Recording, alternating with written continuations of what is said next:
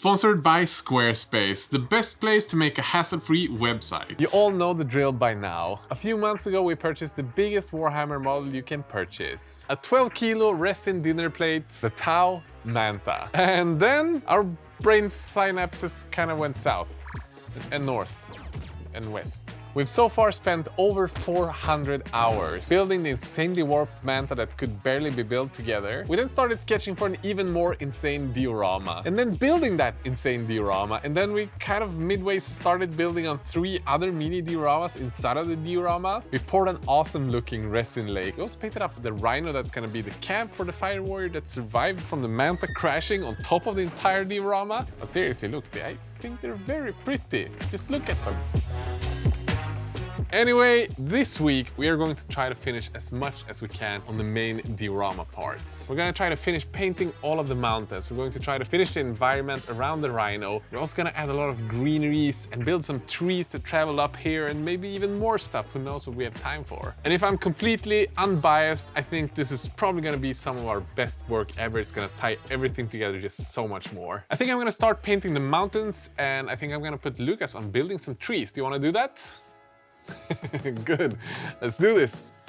So Emil's gonna start painting the mountains, but first I'm gonna plan out where I'm gonna put all the trees that are gonna be in the diorama. So I'm thinking of making 3 trees, 1 here between the crashed wing that's been torn off, like growing up, covering some of the manta, maybe 1 here growing through the manta, maybe look really cool, like coming out the vent, and maybe a small one anywhere on the diorama if I have the time. So let's just get started.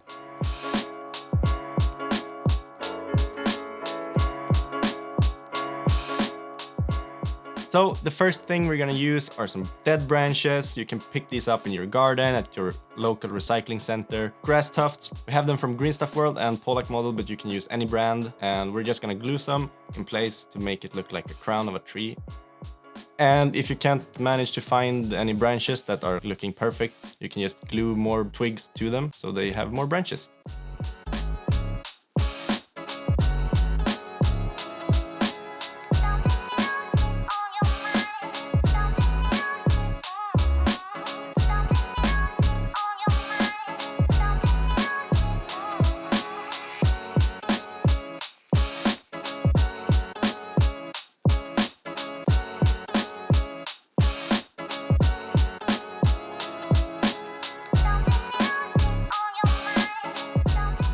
And when you're done, you're gonna have these small, tiny super glue parts. You can just cover them up with your regular wash, or do as I'm gonna do, use the airbrush with a regular paint and just gently pushing some new color in there to hide that super glue.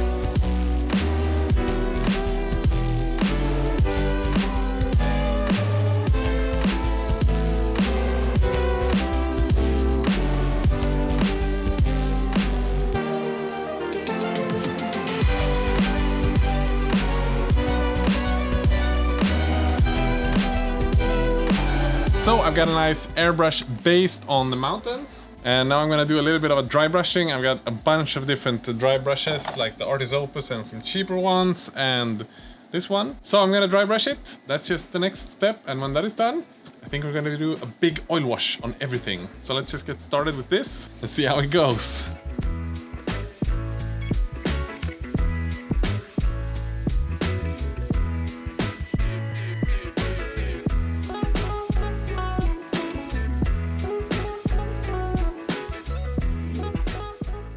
So we're gonna do a little bit of an oil wash-ish thing, which means that we're pretty much using only white spirits and oil paints, and we're using mainly black, but a little bit of brown in it as well. And it's gonna be kind of thick, the first layers. But yeah, first start with the color mixing and then the other stuff.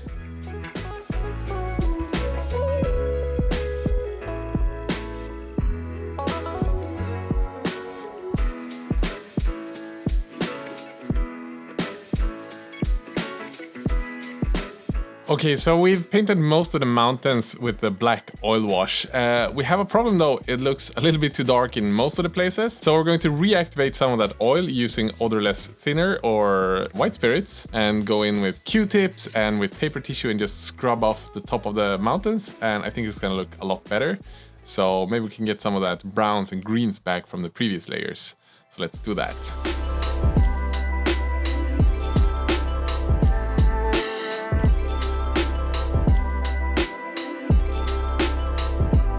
So it's been quite difficult to reach the sort of inner areas with just the Q-tips and paper. So I've started using an old makeup brush and going in with white spirits. And that works really well. You can see how nice this is looking. I feel like it really does look like rock now. So I'm really happy about this. Let's do the rest.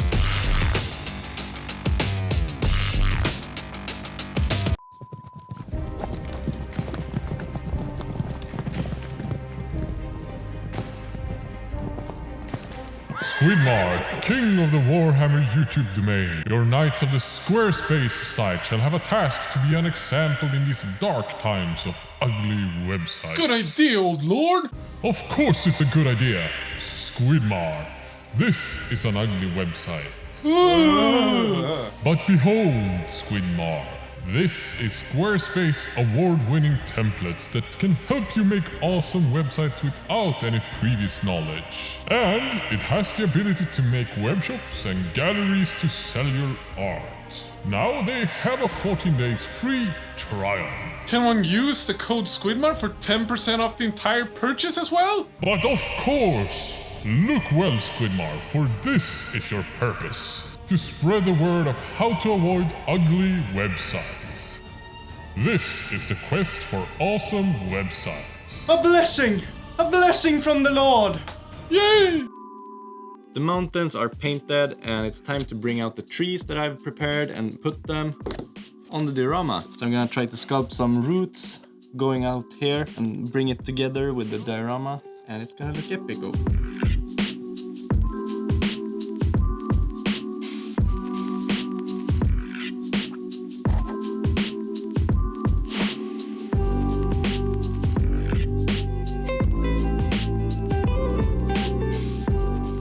The roots on the big tree are done, and it's time to bring out the rhino and put it in place.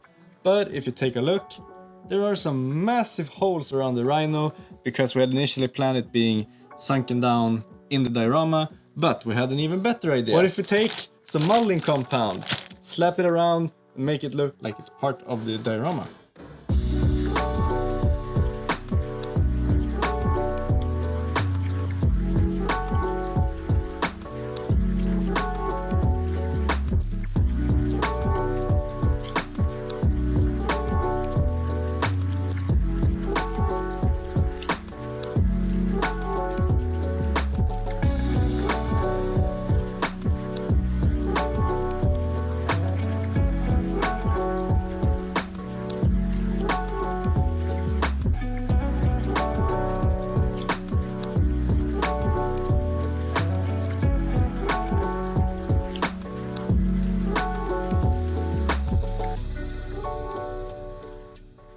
So Lucas just finished painting the tree, which looks pretty freaking amazing. Now we're going to start with the grass tufts and the static grass, and we have this one huge sheet which we're gonna use as a base for this sort of like flat area down here. We're gonna cut that open and we're gonna use our hands to kind of push around this to give it a bit more like varied texture so that everything just stands up. We're gonna use that as a base, and when that is done we have like 1,000 different bushes and grass tufts and more different grass and static grass applicators. So we're just gonna get started and see where we end up, because it's going to be a lot of experimenting.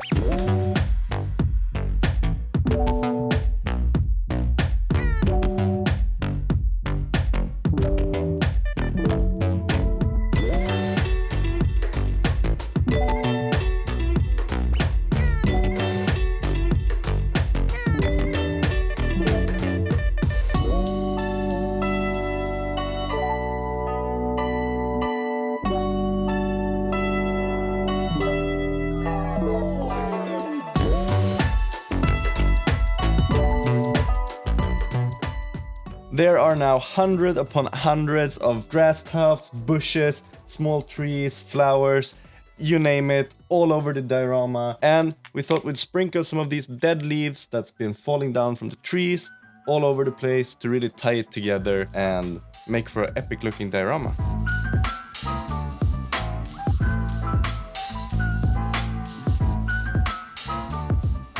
One thing that I think you can remember whenever you're doing something like this is that you want to have a lot of randomness, especially like around areas like this when you fade out from this like bigger area out here. You can see that we are just placing like a few single flowers like this. You don't want too much of them because that would take too much attention. So just one or two like flower patches, and another one of those things that we left a little bit more open to again create some randomness. Because this area we want to add some more stuff, maybe like a workbench or something like that. So we want to leave it a little bit more open so the focus goes to the tank. We really don't want to overdo it in every area.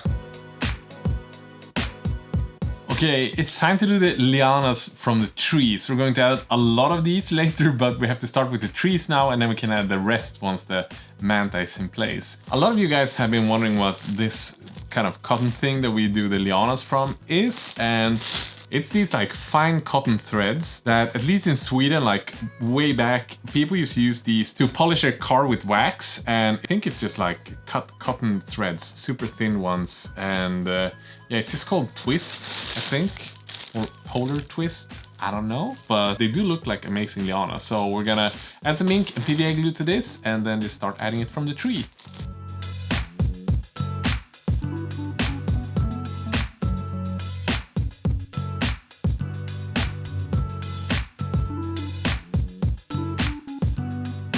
The first lianas are done, but since you can see there's a big void here, the manta is not here. So we thought we'd wait a bit for the rest of the lianas for when the actual manta is here, so we can put them on the manta, dingling down towards the camp. It's gonna look epic, so now Lucas is just gonna add some pigments, and when that is done, I think we're almost done for the week.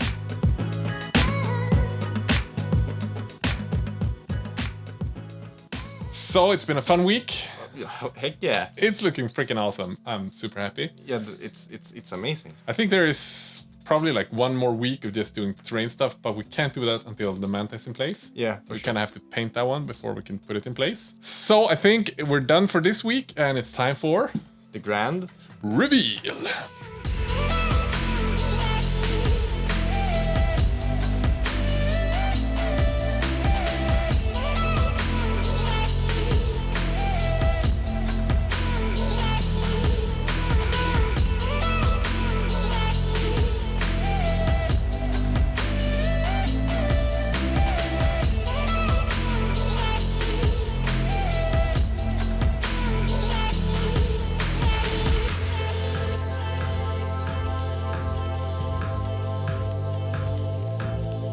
Massive thanks to all the patrons who support this channel, pledging a few dollars every week. Without you guys, we would not be able to do this. And with that, have a great day. Bye bye.